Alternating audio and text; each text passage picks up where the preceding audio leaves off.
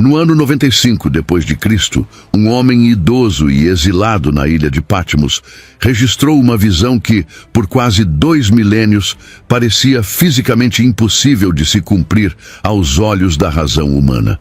João escreveu que 2 homens morreriam em Jerusalém e que seus corpos ficariam expostos por 3 dias e meio. Mas a parte perturbadora não era a morte, e sim a plateia. Ele garantiu que povos, tribos, línguas e nações, o mundo inteiro, veriam esses cadáveres ao mesmo tempo. Durante séculos, críticos e até estudiosos honestos questionaram essa afirmação. Como o planeta inteiro poderia olhar para uma única praça no Oriente Médio antes que os corpos se decompusessem, numa época em que a notícia viajava a passo de cavalo? A curvatura da Terra e a distância tornavam isso uma alucinação lógica. Mas o tempo correu e a história avançou apenas para dar razão ao profeta. O que parecia um erro grotesco de narrativa era, na verdade, uma descrição antecipada e cirúrgica da nossa era, onde satélites e as telas que carregamos nos bolsos transformaram aquela profecia absurda em uma realidade técnica inevitável. A visão se abre com uma cena de precisão arquitetônica que esconde um profundo significado espiritual, onde o apóstolo João recebe uma cana semelhante a uma vara de medir e uma ordem direta descrita em Apocalipse capítulo 11, versículos 1 e 2. Não se trata apenas de avaliar dimensões físicas de uma construção, mas de estabelecer um limite divino entre o que é preservado por Deus e o que é entregue à profanação, pois a medição nas Escrituras sempre denota propriedade, proteção e avaliação criteriosa. João é instruído a medir o santuário de Deus, o altar e, o mais importante, aqueles que nele adoram, o que nos mostra que mesmo em meio ao caos que está prestes a ser desencadeado na terra, existe um remanescente, um grupo de adoradores, que permanece sob a vigilância atenta e o cuidado do Criador. Essa ação de medir separa o sagrado do profano, indicando que, embora o mundo ao redor possa desmoronar, a essência da adoração verdadeira e a integridade daqueles que se mantêm fiéis no altar estão blindadas contra a corrupção espiritual total, criando uma ilha de santidade em um oceano de rebeldia. Mas há um detalhe inquietante nesta ordem, que muda a perspectiva de segurança absoluta para uma vulnerabilidade calculada. A voz que fala com João impõe uma restrição severa, ordenando que o átrio exterior do templo seja deixado de lado e não seja medido, pois foi entregue aos gentios, as nações que não conhecem a Deus e que pisarão a cidade santa por 42 meses. Este período de tempo, equivalente a 3 anos e meio, não é uma data aleatória, mas um ciclo profético de provação intensa e domínio temporário do mal, onde a proteção divina parece se retirar estrategicamente de certas áreas para permitir que a iniquidade se manifeste em sua plenitude. O átrio exterior, historicamente o lugar onde os não-sacerdotes poderiam estar, representa aqui a estrutura visível da religião ou a parte da sociedade que, embora pareça próxima de Deus, não tem a essência da adoração no coração e, portanto, fica exposta à invasão e ao escárnio do mundo. Essa entrega do átrio exterior sinaliza que as instituições, as aparências de piedade e as estruturas religiosas humanas serão atropeladas e dominadas pelo sistema mundial anticristão, restando intacta apenas a fé genuína e interior daqueles que realmente conhecem o Senhor. O cenário estabelecido por essa medição cria uma tensão palpável, pois define o palco para um conflito onde a verdadeira adoração será algo perigoso, restrito e espiritualmente fortificado, enquanto tudo o que for superficial será varrido pela onda de gentios que invadirão Jerusalém e o cenário global.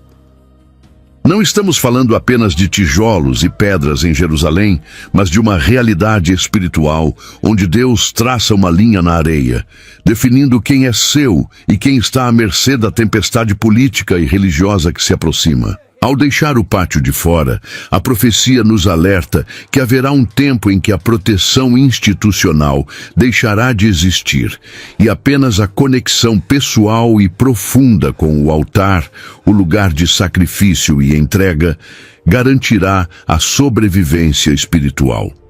O mundo observará essa invasão e a profanação do que é sagrado, acreditando que venceu a religião, sem perceber que Deus apenas recolheu os seus para o santuário interior, preparando o terreno para que, no meio dessa escuridão opressora, duas luzes brilhem com uma intensidade que ninguém poderá ignorar. Nesse momento de aparente domínio das nações sobre a Cidade Santa, Deus introduz dois antagonistas ao sistema mundial, descritos em Apocalipse capítulo 11, versículos 3 e 4, como as suas duas testemunhas. Elas recebem poder para profetizar durante 1260 dias, vestidas de pano de saco, um traje que por si só é uma afronta à vaidade e ao luxo da sociedade global que tentará celebrar a paz sem Deus. O pano de saco é o uniforme do luto, do arrependimento e da humilhação. E a presença desses dois homens, vestidos dessa forma, no centro das atenções mundiais, serve como um lembrete constante e doloroso do pecado da humanidade e da necessidade urgente de voltar-se para o Criador. Eles não vêm com mensagens de autoajuda ou discursos politicamente corretos para agradar as massas. A missão deles é confrontar a consciência cauterizada de uma geração que se acha autossuficiente. Identificados como as duas oliveiras e os dois candeeiros que estão diante do Senhor da terra, eles representam uma unção contínua e uma luz que não pode ser apagada por mãos humanas, evocando a autoridade de profetas antigos e a realeza de quem serve diretamente ao trono de Deus, não se submetendo a nenhum governo terreno. A aparição dessas duas figuras gera um desconforto insuportável para o governo global e para a população, pois a mensagem que trazem corta como uma espada, expondo as mentiras que sustentam a falsa paz do anticristo. Enquanto o mundo tenta estabelecer uma nova ordem baseada no humanismo e na rejeição das leis divinas, essas testemunhas permanecem inabaláveis, proclamando a verdade absoluta de Deus dia após dia, sem cessar, durante 3 anos e meio. A resistência deles não é armada com fuzis ou bombas, mas com a autoridade moral e espiritual que emana de sua conexão direta com os céus, tornando-os o obstáculo principal para a unificação completa da humanidade em torno da adoração à besta.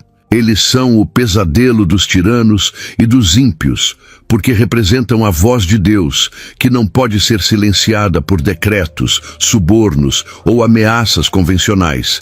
E sua simples existência é uma prova viva de que o Deus de Israel não abandonou a terra, mesmo quando o átrio exterior está sendo pisado. O mundo os odeia não pelo que eles fazem fisicamente, mas pelo que eles representam. A verdade que atormenta aqueles que amam a mentira. O impacto psicológico e espiritual sobre a população mundial é devastador, pois a presença das testemunhas impede que a consciência coletiva descanse no erro. Eles são como um espinho na carne da humanidade, lembrando a todos, desde os reis até os servos, que o juízo está próximo e que o tempo de graça está se esgotando rapidamente. A figura das duas oliveiras nos remete à profecia de Zacarias capítulo 4, indicando que eles são ungidos com o óleo do Espírito para manter a luz da verdade acesa na hora mais escura da história. Eles não precisam de aprovação popular, likes ou seguidores. A autoridade deles vem de estarem diante do Senhor da Terra, uma posição de intimidade e poder que nenhum líder mundial possui. Mas o que realmente aterroriza as nações não são apenas as suas palavras duras ou as suas roupas fúnebres, mas a demonstração de poder sobrenatural que acompanha o seu ministério, provando que eles não são loucos fanáticos, mas embaixadores perigosos de um reino que está prestes a invadir a história. A hostilidade contra esses profetas rapidamente escala de insultos para tentativas de eliminação física. Mas é aqui que a humanidade descobre, com horror, que eles são intocáveis enquanto a missão não for cumprida. Conforme relata Apocalipse capítulo 11, versículos 5 e 6, se alguém pretende lhes fazer mal, fogo sai da sua boca e devora os seus inimigos. Uma resposta letal e imediata que inverte a lógica da perseguição religiosa, onde normalmente os profetas são as vítimas indefesas. Desta vez, a tentativa de silenciar a voz de Deus resulta em destruição instantânea para os agressores, criando um campo de força sobrenatural ao redor deles que nenhum exército ou polícia secreta consegue penetrar. Esse fogo pode ser literal, evocando o julgamento de Elias sobre os soldados do rei Acasias, ou uma palavra de condenação tão poderosa que consome a vida dos oponentes. Mas o efeito prático é que eles caminham invencíveis por Jerusalém, imunes a qualquer atentado, o que aumenta o ódio e o medo daqueles que desejam vê-los mortos. A sentença bíblica é clara e aterrorizante. Desta forma deve ser morto, estabelecendo uma lei de talião divina, onde a intenção de matar se volta contra o assassino. Além da defesa pessoal sobrenatural, esses dois homens recebem autoridade para manipular os sistemas naturais do planeta, transformando o clima e os recursos hídricos em armas de juízo. Eles têm poder para fechar o céu, de modo que não chova durante os dias da sua profecia, trazendo uma seca devastadora, que certamente agravará a escassez de alimentos e recursos em um mundo já caótico. Imagine o impacto de 3 anos e meio sem uma gota de chuva nas regiões controladas ou influenciadas por sua palavra. A agricultura colapsa, os reservatórios secam e a economia global sofre abalos sísmicos. E todos sabem que a causa não é o aquecimento global, mas a palavra daqueles dois homens vestidos de saco. Como se a seca não bastasse, eles possuem poder sobre as águas para convertê-las em sangue e para ferir a terra com toda sorte de pragas, quantas vezes quiserem, replicando e ampliando os milagres de Moisés no Egito, mas agora em uma escala que afeta a infraestrutura moderna. Essa demonstração de poder coloca o mundo de joelhos, não em adoração, mas em frustração e impotência, pois a tecnologia avançada, a ciência e o poderio militar nada podem fazer contra profetas que controlam a chuva e as pragas. Os governantes globais se veem reféns de dois indivíduos que não negociam, não aceitam tratados de paz e continuam a pregar o arrependimento enquanto o mundo ao redor seca e adoece. A humanidade, acostumada a dominar a natureza, vê-se dominada por ela através do comando divino, e cada dia sem chuva, cada fonte de água contaminada, é um lembrete de que o Deus das testemunhas é o verdadeiro Senhor da criação. A natureza, que muitos adoram como Mãe Terra, volta-se contra seus habitantes por ordem dos profetas, mostrando que a criação obedece ao Criador e aos seus enviados. Porém, mesmo com todo esse poder exibido, o plano divino tem um cronograma misterioso, e a invencibilidade deles tem um prazo de validade determinado, preparando o cenário para o evento mais chocante que a mídia global jamais cobriu. O escudo de invencibilidade que protegia os profetas não era eterno, mas estava condicionado ao cumprimento integral de sua missão, conforme nos revela o texto de Apocalipse, capítulo 11, versículo 7. Há um momento crucial no cronograma divino, em que a proteção sobrenatural é retirada, não porque Deus falhou, mas porque o propósito foi alcançado. Quando eles terminam o seu testemunho, nem um minuto antes, nem um minuto depois, a dinâmica do poder muda drasticamente nas ruas de Jerusalém. E então, do abismo, sobe a besta, uma entidade que representa o ápice do poder satânico e político, trazendo consigo uma ferocidade que a humanidade ainda não havia presenciado plenamente. Até este ponto, as testemunhas pareciam deuses na terra, intocáveis e soberanas sobre os elementos, mas agora a besta declara guerra contra eles. Não é uma simples prisão ou um julgamento sumário. O texto descreve uma batalha, um confronto direto entre a autoridade das trevas e os mensageiros da luz. A besta precisa vencer para consolidar seu domínio global, pois enquanto aquelas duas vozes continuarem a falar, o reino do anticristo não pode se estabelecer completamente. O mundo prende a respiração ao ver o que parecia impossível acontecer. Os homens que controlavam o fogo e a chuva são finalmente derrotados e mortos. A morte desses dois homens marca uma virada sombria e decisiva na grande tribulação. O silêncio que se segue à morte deles é ensurdecedor. Durante 1260 dias, suas vozes foram o som constante do juízo de Deus. Um trovão que não permitia que a consciência mundial adormecesse. Agora, seus corpos jazem sem vida, e o silêncio que paira não é de paz, mas de um triunfo maligno. Para os seguidores da besta, esse momento é a prova definitiva de que o seu líder é maior do que o Deus das testemunhas. A narrativa que será vendida às nações é a de que a era da superstição e do terror religioso acabou, vencida pela força do novo líder mundial. A vulnerabilidade súbita dos profetas, que antes eram muralhas intransponíveis, serve para enganar ainda mais os habitantes da terra, fazendo-os acreditar que o céu foi derrotado. O que eles não compreendem é que a morte das testemunhas não foi um acidente de percurso, mas uma permissão divina necessária para a próxima etapa da glória de Deus, embora naquele instante pareça o fim da esperança. Essa vitória da besta solidifica seu poder de uma maneira que nenhuma campanha política jamais conseguiria.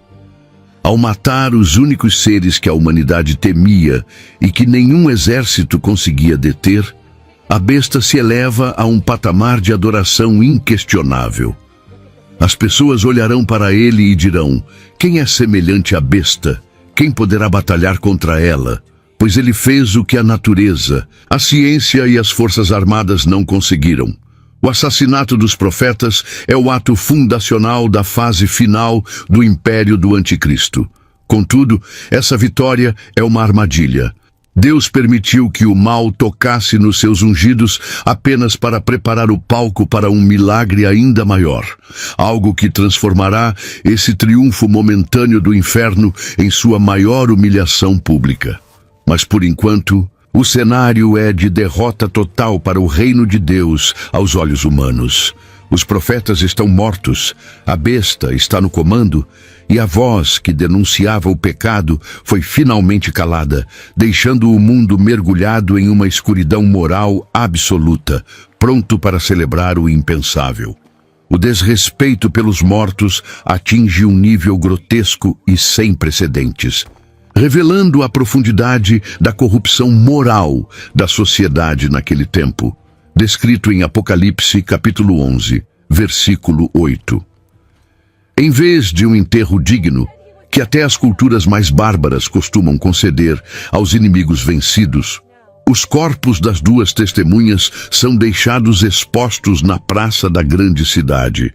Esse ato não é apenas negligência, é uma declaração política e espiritual deliberada. Deixar cadáveres insepultos é, na tradição antiga, a maldição suprema. Uma forma de dizer que aquelas pessoas não merecem descanso nem memória, apagando sua dignidade humana. A grande cidade é identificada espiritualmente como Sodoma e Egito, nomes que carregam um peso simbólico esmagador. Sodoma representa a perversão moral absoluta e a luxúria desenfreada, enquanto o Egito simboliza a opressão, a escravidão e a idolatria que desafia o Deus verdadeiro. No entanto, o texto ancora a profecia na realidade geográfica, ao lembrar que é o lugar onde o seu Senhor também foi crucificado, ou seja, a Jerusalém histórica, que naquele momento terá se tornado o centro da apostasia mundial e a capital do governo da besta. A exposição pública dos corpos serve como um troféu macabro para o regime do anticristo. Eles não querem esconder a morte, eles querem exibi-la. Os corpos estendidos na rua principal são a prova física de que o problema foi resolvido.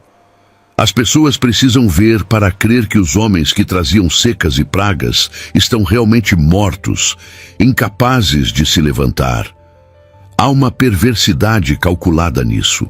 Manter os cadáveres à vista impede que surjam mitos de que eles fugiram ou foram arrebatados secretamente antes da morte. A brutalidade da cena serve para intimidar qualquer outro que ouse questionar a autoridade da besta. Jerusalém, a cidade que deveria ser o palco da glória divina e o centro da adoração verdadeira, torna-se uma vitrine da morte e do escárnio, onde o sagrado é profanado a céu aberto. A cidade santa se transformou em um palco de horror, onde a moralidade foi invertida a ponto de a profanação de corpos ser política de Estado, aceita e aplaudida pelas massas. O mundo observa essa cena não com horror, mas com uma fascinação mórbida.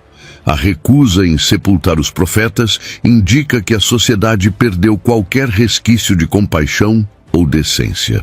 Eles querem ter certeza absoluta de que o tormento acabou. Durante 3 dias e meio, o tempo congela naquela praça.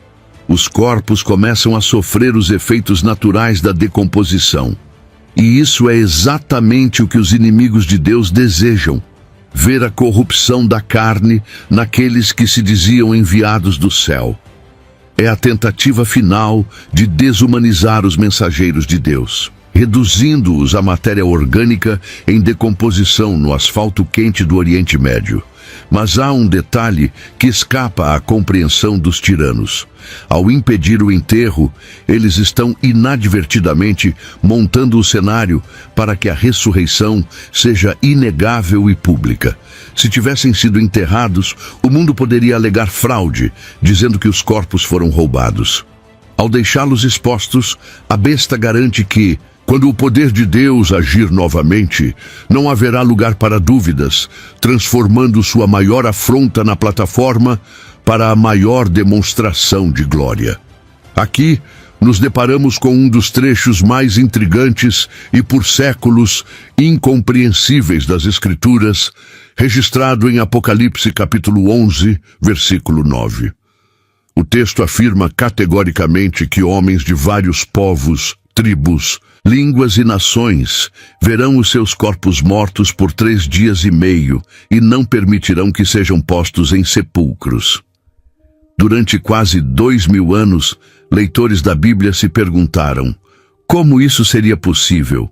Como alguém na Ásia, nas Américas ou na Europa poderia ver, em tempo real, 2 corpos estendidos numa rua em Jerusalém?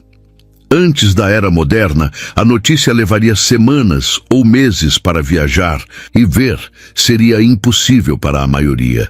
A profecia parecia exigir uma impossibilidade física, mas hoje a peça que faltava no quebra-cabeça se encaixa com uma clareza assustadora. Com a tecnologia de satélites, internet de alta velocidade, smartphones e redes de notícias 24 horas, o mundo inteiro cabe na palma da mão. Uma profecia impossível tornou-se uma descrição técnica precisa da nossa realidade cotidiana. O que João viu em visão, a humanidade inteira com os olhos fixos num único ponto geográfico, é agora algo trivial. A expressão "verão os seus corpos" sugere uma transmissão contínua, uma espécie de plantão global macabro. As câmeras do mundo estarão voltadas para aquela praça em Jerusalém. As redes sociais serão inundadas com imagens e vídeos dos profetas mortos. Comentaristas políticos discutirão o fim da crise das secas. Influenciadores celebrarão a libertação do medo religioso. A tecnologia que foi criada para conectar pessoas será usada para unir a humanidade em um espetáculo de ódio e alívio coletivo. Não haverá fuso horário que impeça a visualização. Enquanto uns almoçam, outros jantam, mas todos checam suas telas para confirmar que os atormentadores continuam mortos. A frase povos, tribos, línguas e nações abrange a totalidade da demografia humana, indicando que o evento não será local, mas um fenômeno de audiência planetária. A globalização da informação, que muitos celebram como avanço, aqui serve como ferramenta para o cumprimento literal da palavra de Deus, provando que o autor da Bíblia conhecia o futuro da tecnologia humana muito antes de a eletricidade ser descoberta. O detalhe dos 3 dias e meio é crucial. É um período curto o suficiente para que os corpos não desapareçam totalmente, mas longo o suficiente para que a notícia alcance cada vilarejo conectado do planeta. Não se trata apenas de ver, mas de fiscalizar. A humanidade vigiará os cadáveres. A recusa em sepultá-los torna-se um ato global de vigilância. O mundo inteiro se torna cúmplice dessa profanação. Cada pessoa que assiste e consente com aquela barbárie participa espiritualmente do pecado da besta. A tecnologia remove a desculpa da ignorância. Todos verão, todos saberão e, infelizmente, a maioria consentirá. E é exatamente essa atenção global focada, essa transmissão ao vivo ininterrupta, que Deus usará para dar o seu checkmate. O mundo está assistindo para se certificar da morte, mas, sem saber, está se reunindo na plateia para testemunhar o maior milagre desde a ressurreição de Cristo. A mesma tela que transmite a vergonha dos profetas está prestes a transmitir o terror dos ímpios, pois Deus preparou uma audiência global para o momento em que ele decidir agir. A cena descrita em Apocalipse capítulo 11, versículo 10, revela o lado mais sombrio da psicologia coletiva da humanidade sem Deus, onde os habitantes da terra se alegram sobre os corpos mortos, fazem festas e enviam presentes uns aos outros. Este não é um feriado comum, é uma celebração espontânea e perversa, motivada pelo alívio de se ver livre da voz profética que incomodava. A morte das 2 testemunhas desencadeia uma euforia global que imita as grandes festas religiosas, como o Natal ou o Purim, mas com um núcleo podre. A alegria não nasce do nascimento de um Salvador ou de um livramento santo, mas do assassinato de 2 servos do Altíssimo. As pessoas sentem que recuperaram a sua liberdade, o direito de viver em seus pecados sem serem confrontadas diariamente por secas, águas transformadas em sangue ou palavras de condenação. É a festa da paz e segurança prometida pelo Anticristo, finalmente alcançada, ou assim eles pensam, através da eliminação da oposição divina. O texto bíblico diz que eles se regozijam, uma palavra que denota um prazer profundo e maligno, uma satisfação visceral de que a Era das Trevas, como eles chamariam o tempo da pregação das testemunhas, finalmente chegou ao fim. A troca de presentes é o detalhe que torna essa profecia ainda mais inquietante, pois transformar um assassinato duplo em motivo para presentear o próximo demonstra uma inversão moral completa. O motivo explícito dado pela Bíblia é que estes 2 profetas atormentaram os que habitam sobre a terra. Note que a pregação da verdade, o chamado ao arrependimento e a demonstração do poder de Deus são classificados pela sociedade humana como tormento. Para uma consciência cauterizada e amante do erro, a luz é dolorosa. A verdade soa como tortura. Eles não estavam sendo atormentados fisicamente sem motivo, mas estavam sendo confrontados espiritualmente, e a dor de ter seus pecados expostos era insuportável. Ao trocar presentes, as pessoas estão validando a morte deles, dizendo umas às outras: parabéns, sobrevivemos, parabéns, vencemos o fanatismo. É uma comunhão baseada no ódio a Deus, uma fraternidade universal cimentada pelo sangue dos profetas. A humanidade se une não pelo amor, mas pela cumplicidade no crime, criando uma falsa sensação de unidade global que o governo da besta explorará ao máximo para consolidar seu poder. Este evento revela que o mundo no fim dos tempos não será necessariamente triste o tempo todo. Haverá momentos de alegria ilusória, festas e celebrações, mas serão festividades baseadas na mentira. Enquanto os corpos apodrecem na Praça de Jerusalém, sob as lentes das câmeras globais, nos lares ao redor do mundo, garrafas de vinho são abertas e abraços são trocados. A mídia certamente ecoará essa narrativa de novos tempos, onde a religião fundamentalista foi derrotada e a humanidade pode finalmente evoluir sem as amarras desses profetas do juízo. Eles acreditam que o problema eram os mensageiros e não a mensagem ou o Deus que os enviou. Essa cegueira espiritual é total. Eles celebram o silêncio de Deus como uma vitória, sem perceber que o silêncio é apenas a pausa antes do trovão. A troca de presentes sela o pacto da humanidade com a besta, um momento de felicidade delirante que precede o terror absoluto, provando que a alegria do ímpio é de fato brevíssima. Mas Deus ainda não tinha dito a última palavra. O cronograma divino é de uma precisão cirúrgica, e exatamente depois de 3 dias e meio, o impossível acontece diante dos olhos de uma plateia mundial atônita, conforme relata Apocalipse capítulo 11, versículo 11. O texto diz que o Espírito de vida, vindo de Deus, entrou neles e eles se puseram de pé. Não se trata de uma reanimação médica ou de um truque de ilusionismo. Estamos falando do poder criador original, o mesmo sopro que transformou o barro em Adão no Gênesis, agora invadindo cadáveres em decomposição no centro de Jerusalém. Imagine o silêncio súbito que cai sobre o mundo. As festas param, os presentes caem das mãos e os sorrisos congelam. As câmeras que estavam ali para monitorar a morte e garantir que eles continuassem no chão, agora transmitem o maior milagre da história moderna. O primeiro movimento de um dedo, o peito voltando a inflar com ar, os olhos se abrindo. Tudo isso transmitido em alta definição para bilhões de pessoas. A ciência, que decretou a morte irreversível, é humilhada em segundos.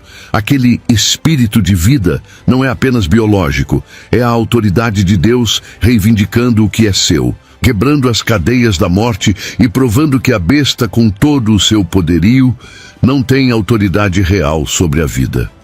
A reação da humanidade é descrita de forma visceral, e caiu grande temor sobre os que os viram.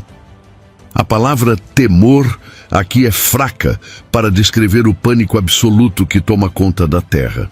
A festa global se transforma instantaneamente em um velório mundial. O medo que os assalta não é apenas o susto de ver um morto levantar, mas o terror de compreender as implicações disso. Se eles reviveram, então tudo o que disseram era verdade. Se eles estão de pé, então o Deus que envia pragas e fogo está de volta ao comando ativo. A narrativa do governo global desmorona ao vivo. Aqueles que zombaram, que cuspiram na ideia de arrependimento, agora se veem diante da realidade inegável de que estão do lado errado de uma guerra cósmica. O grande temor é a percepção súbita de que o juízo não acabou, mas apenas começou. A invencibilidade da besta, que parecia absoluta há poucos minutos, evapora-se diante de 2 homens que simplesmente se levantam.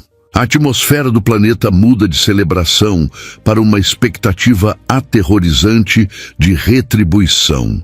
O ato de se porem de pé é por si só um gesto de desafio e vitória. Eles não se levantam cambaleando, fracos ou precisando de ajuda. A linguagem sugere uma restauração completa e imediata de vigor. Eles estão prontos. Onde antes havia corpos humilhados, agora há testemunhas glorificadas. Aquele cenário de praça pública, preparado para ser o palco da vergonha deles, torna-se o púlpito da glória de Deus. Os inimigos, que estavam tão seguros de si, agora estão paralisados, incapazes de tocar neles. O campo de força sobrenatural está de volta, mas agora com uma intensidade ressurreta. A morte, que é a arma final de qualquer tirano humano ou diabólico, foi inutilizada. Deus permitiu a morte temporária apenas para demonstrar que Ele tem a chave dela. O mundo que assistia para zombar, agora assiste porque não consegue desviar o olhar, preso em um horror reverente, aguardando qual será o próximo movimento desses homens que se recusam a permanecer mortos. Como se a ressurreição não fosse suficiente para abalar as estruturas da realidade, o céu intervém de forma audível e visível, conforme descrito em Apocalipse capítulo 11, versículo 12. Uma grande voz do céu diz a eles: "Subi para aqui." E eles sobem ao céu em uma nuvem, à vista dos seus inimigos. Aqui, a quebra das leis naturais é completa. A gravidade perde seu poder sobre os profetas. O comando divino não é um sussurro secreto no coração deles, é uma grande voz, possivelmente audível por todos que estão na região, ou captada pelos equipamentos de áudio das transmissões, um trovão que articula palavras. O convite é imperativo e realoca as testemunhas da esfera terrena para a celestial. Eles não desaparecem num piscar de olhos, como no arrebatamento da igreja. A ascensão é lenta, deliberada e visível, tal como a do Senhor Jesus. Eles sobem numa nuvem, o veículo de transporte da glória divina nas Escrituras, a mesma nuvem que guiou Israel no deserto e que recebeu Cristo. É uma cerimônia de honra pública, onde Deus retira seus embaixadores do território inimigo com a máxima dignidade, na frente de todos aqueles que desejaram o seu mal. A frase "à vista dos seus inimigos" é a chave para entender o propósito desse evento. Deus não quer que isso seja um segredo. Ele força os inimigos, a besta, o falso profeta, os exércitos das nações e os zombadores, a assistirem à exaltação daqueles que eles humilharam. É a vindicação suprema. Imagine o rosto do ditador mundial e de seus seguidores, vendo seus arqui-inimigos flutuando para fora de seu alcance, em direção à glória eterna. A impotência dos ímpios é total. Eles têm mísseis, tecnologia, magia negra, mas não podem impedir que dois homens atendam ao chamado de Deus para subir. É um espetáculo de soberania. Aqueles que foram pisoteados, deixados insepultos e ridicularizados são agora elevados fisicamente acima de seus opressores. A hierarquia do universo é restaurada visualmente. Os servos de Deus estão acima e os servos do pecado estão embaixo, presos à terra que está prestes a ser destruída.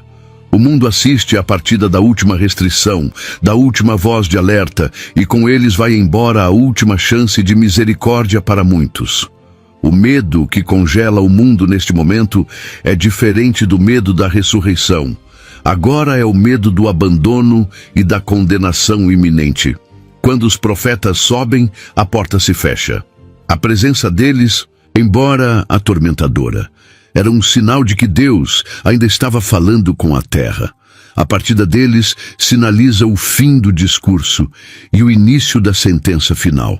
As pessoas nas ruas, nos bares, em suas casas, olhando para o céu ou para as telas, sentem um vazio gelado no estômago. A festa acabou de verdade. O silêncio dos profetas, que eles tanto desejaram, agora é uma realidade. Mas não porque estão mortos, e sim porque estão fora de alcance, salvos e seguros. A humanidade fica sozinha com a besta que escolheu adorar, e logo descobrirá que a proteção do maligno é uma fraude. A ascensão das testemunhas é o ponto final do testemunho delas e o gatilho para o abalo sísmico que está prestes a sacudir Jerusalém, lembrando a todos que a terra, sem a proteção de Deus, é um lugar instável e perigoso para se estar. A resposta da terra à partida dos profetas é imediata e violenta, como se o planeta não suportasse mais o peso da iniquidade sem a presença daqueles dois justos. O texto de Apocalipse, capítulo 11, versículo 13, marca a sincronia perfeita do juízo divino. Naquela mesma hora, diz a Escritura, houve um grande terremoto. Não foi um dia depois, nem uma coincidência geológica semanas mais tarde. Foi no exato momento em que os pés das testemunhas deixaram de tocar o solo e a nuvem os ocultou. A conexão é inegável até para os céticos mais endurecidos. O abalo sísmico é focado e devastador, derrubando a 10ª parte da cidade de Jerusalém. Prédios, monumentos e talvez até as estruturas erguidas pelo governo da besta para celebrar sua falsa paz vêm abaixo em segundos. A cidade que serviu de palco para a zombaria agora se torna o palco do castigo. A poeira dos escombros cobre a festa que havia nas ruas, e os gritos de alegria são substituídos instantaneamente por gritos de desespero sob as ruínas. A natureza, que havia sido usada como arma pelos profetas através da seca, agora dá o golpe final através da terra, demonstrando que o controle de Deus sobre o mundo físico é total e aterrorizante.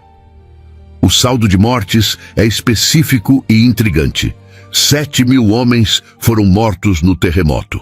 O original grego sugere algo como 7.000 nomes de homens, o que leva muitos estudiosos a crerem que não se trata apenas de uma multidão anônima, mas possivelmente de figuras proeminentes, líderes, oficiais da besta ou pessoas de renome que estavam ali liderando as celebrações macabras.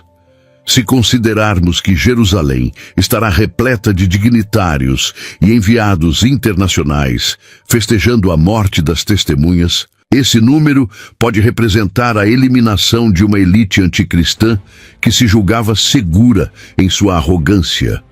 A morte seletiva de 7.000 pessoas em um evento tão pontual serve como um dizimar cirúrgico, um aviso de que posição social, poder político ou alianças com o anticristo não oferecem proteção alguma quando a ira de Deus se manifesta.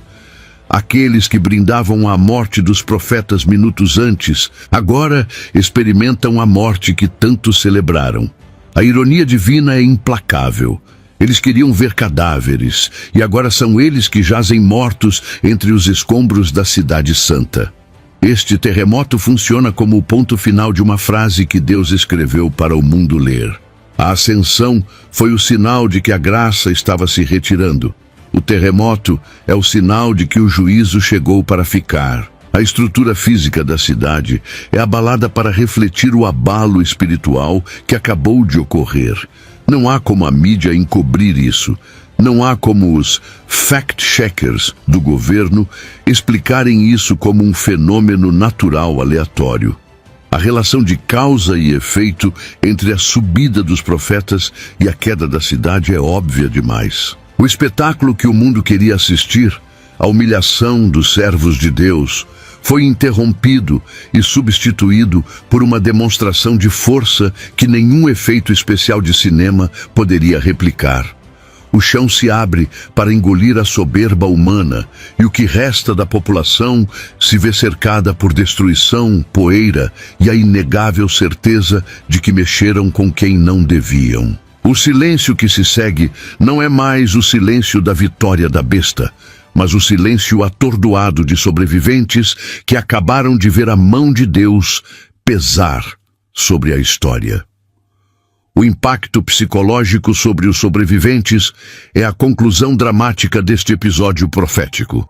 O versículo 13 termina dizendo que os demais ficaram muito atemorizados e deram glória ao Deus do céu. Esta é uma das raras vezes no Apocalipse em que a humanidade em massa reconhece a soberania divina, mas precisamos entender a natureza dessa glória. Não estamos vendo aqui um avivamento de conversões amorosas ou um culto de adoração espontânea nascido da gratidão. O que acontece é um reconhecimento forçado pela realidade bruta dos fatos. É a glória arrancada do inimigo pela força, semelhante à confissão que todo joelho fará um dia, quer queira, quer não. O terror foi tão absoluto, ver os mortos ressuscitarem, subirem ao céu e a cidade cair em seguida, que o ateísmo, o agnosticismo e a adoração à besta se tornaram intelectualmente insustentáveis naquele momento. Eles são obrigados a admitir: o Deus desses dois homens é o verdadeiro. É o temor de quem vê o abismo de perto e percebe que todas as suas apostas estavam erradas. A ilusão de que a humanidade é autossuficiente ou de que a besta é onipotente se desfaz como fumaça. Essa reação global marca uma quebra temporária no feitiço do anticristo. Por um breve momento, a mentira não consegue encobrir a verdade. O mundo inteiro, conectado pelas telas que antes transmitiam a festa, agora compartilha esse sentimento de pavor reverente. Dar glória ao Deus do céu significa reconhecer publicamente que há uma autoridade acima do governo mundial, uma força que a tecnologia e a política não conseguem domar. É uma admissão de derrota. Eles percebem que, ao perseguir as duas testemunhas, estavam na verdade declarando guerra ao próprio dono do universo e que essa guerra é impossível de vencer. Esse temor pode não salvar a alma de todos, pois o medo do castigo não é o mesmo que o amor à justiça, mas serve como um testemunho judicial contra eles mesmos. Eles viram, eles souberam e eles foram forçados a confessar a verdade. Ninguém poderá dizer no dia do juízo final que não teve provas ou que Deus não se manifestou. A profecia de Apocalipse 11 deixa o mundo sem desculpas, com a glória de Deus brilhando não através de um sermão suave, mas através do poder inegável que dobra até os joelhos mais orgulhosos. A história das duas testemunhas termina deixando uma lição eterna gravada na consciência da humanidade. A palavra de Deus é indestrutível. Podem matar os mensageiros, podem tentar enterrar a verdade, podem fazer leis contra a pregação e até celebrar o fim da religião. Mas a vida de Deus sempre rompe a morte. O que parecia uma derrota humilhante, corpos jogados na rua, transformou-se na maior vitória estratégica do céu. Hoje, ao olharmos para esse texto, que por séculos parecia uma lenda impossível e agora faz todo sentido com a nossa tecnologia, somos convidados a não esperar o terremoto para dar glória a Deus. A profecia está aí, clara como o dia, nos alertando que o controle final da história não está nas mãos de governos, de ideologias ou do caos, mas nas mãos daquele que tem o poder de soprar vida onde só existe morte. O convite que fica não é para o medo, mas para a certeza de que não importa quão sombrio o cenário se torne, a última palavra sempre virá do alto. O mesmo dispositivo que você segura agora é a prova viva de que a história caminha exatamente como Deus previu. Use essa tecnologia hoje para edificar. Deixe nos comentários como essa revelação fortaleceu a sua confiança na Bíblia, pois a sua experiência de vida enriquece a nossa comunidade. Convido você a se inscrever no canal e a compartilhar esta mensagem com alguém que precisa despertar, pois a nossa missão aqui é manter os olhos abertos e a fé inabalável enquanto o dia se aproxima.